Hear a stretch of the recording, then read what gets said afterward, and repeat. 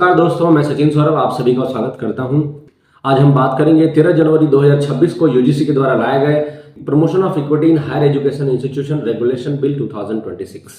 हालांकि इस बिल का जो घोषित उद्देश्य यह है कि देश के उच्च शैक्षणिक संस्थानों में धर्म, जाति, लिंग, जन्म स्थान, दिव्यांगता के आधार पर जो भेदभाव है उस भेदभाव समाप्त करने के लिए बिल लाया गया है। इस बिल की नीयत पर मुझे कोई संदेह नहीं है दोस्तों, लेकिन सवाल सिर्फ नीयत का नहीं है। इस बिल के नियम की संरचना, नियम की प्रक्रिया और संतुलन का है। चर्चा जो मैं कर रहा हूं यह कोई चर्चा विरोध करने के लिए नहीं कर रहा हूं, यह चर्चा आवश्यक सुधार करने के लिए है।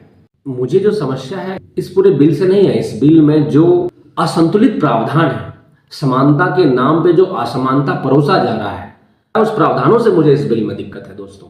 हालांकि ये बिल कोई नया नहीं है, ये रेगुलेशन बिल 2020 की जगह पे नया 26 में लाया गया है। यूजीसी कोई नई संस्था नहीं है दोस्तों। 1944 में सार्जेंट रिपोर्ट के द्वारा यूजीसी की रूपरेखा तैयार की जाती है। राधाकृष्णन की अध्यक्षता में 1948 में यूके मॉडल पे इसको रिस्ट्रक्चर्ड किया जाता है। 1953 में then education minister Maulana Abul Kalam Azad ji के द्वारा इसका उद्घाटन भी किया जाता है और फिर पार्लियामेंट में 1956 में इसको कॉन्स्टिट्यूशनली बॉडी का यानी संवैधानिक दर्जा का निकाय दिया जाता है। ये यूजीसी का सफर है। UGC means university grant commission.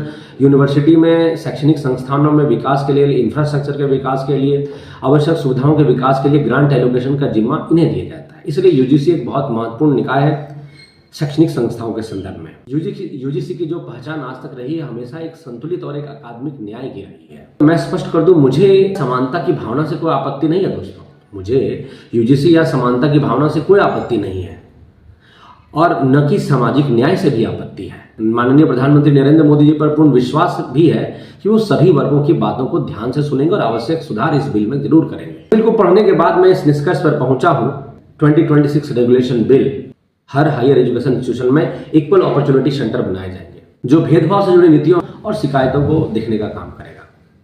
एक इक्विटी कमेटी की संरचना की घोषणा भी की गई है और इस कमेटी में प्रतिनिधित्व होगा एससी वर्ग, एसटी वर्ग, ओबीसी, महिलाएं, दिव्यांगजन। सारी बातें ठीक है, लेकिन यह प्रावधान में समस्या यह है इस इक्विटी कमेटी में सामान्य वर्ग का कोई भी रिप्रेजेंटेशन नहीं है। सामान्य वर्ग को बाहर रखना ये समानता नहीं है दोस्तों, ये एक चयनात्मक न्याय है जिसका मैं विरोध करता हूं। टाइम बाउंड कंप्लेनेंट सिस्टम भी बनाएगा जिसमें 24 घंटे के अंदर कार्रवाई शुरू की जाएगी, 15 दिनों के अंदर रिपोर्ट सौंपी जाएगी। 24/7 हेल्पलाइन है, ऑनलाइन पोर्टल है जिसमें आप शिकायत दर्ज कर सकते हैं। इक्विटी एम्बेसडर है। सिस्टम काफी तेज है, लेकिन यदि तेज सिस्टम बिना किसी सुधार के किया जाए तो ये